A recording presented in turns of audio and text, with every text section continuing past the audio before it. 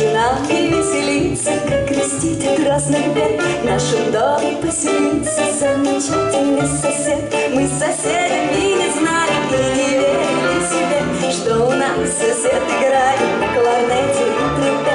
Па-па, па-па-ра-па-па, па-па-ра-па-па, па-па-ра-па-па,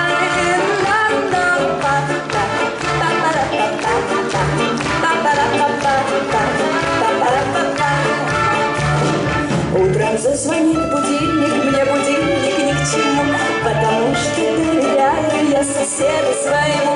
Рано утром на работу он меня разбудит в срок, у него свои заботы, начинается урок.